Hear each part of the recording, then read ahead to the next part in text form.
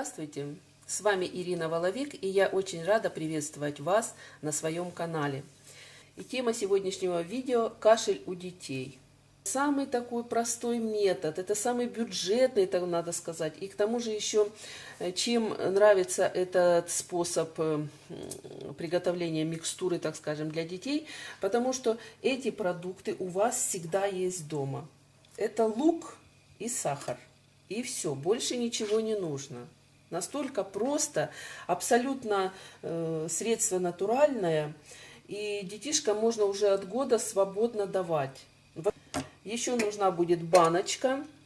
Ну, я беру вот такую небольшую баночку с крышечкой обязательно, чтобы где-то поместить было эту микстуру. Итак, что нам нужно для этого? Да, и это, конечно же, от кашля, именно от простудного кашля. Это не имеется в виду какой-то аллергический кашель. Здесь уже не нужно путать. Это разные абсолютно вещи. А если ребенок простудился и кашляет, причем, когда вот начинается простуда, то кашель сухой такой очень хорошо помогает именно вот от сухого еще кашля. Вообще нужно лечить сразу, как только ребенок начал кашлять, сразу и начинайте лечить.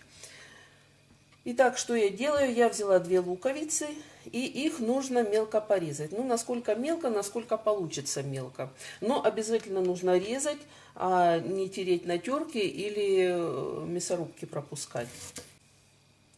Порезала я лук, и теперь мне его нужно переместить в баночку. Резанный лук я переложила в баночку и буду засыпать сахаром его.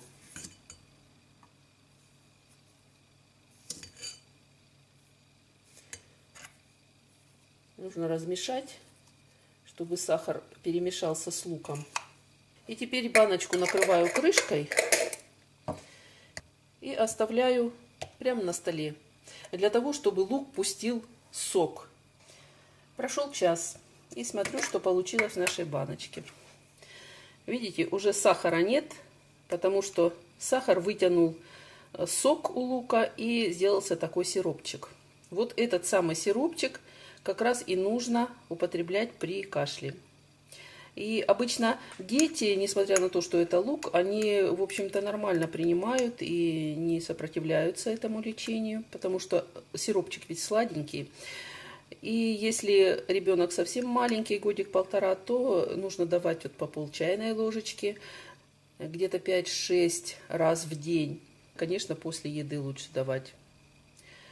И если ребенок уже постарше, то можно и чайную ложечку давать. Если еще старше, значит, можно и столовую ложечку давать. Я вам хочу сказать, что лекарство это очень эффективно.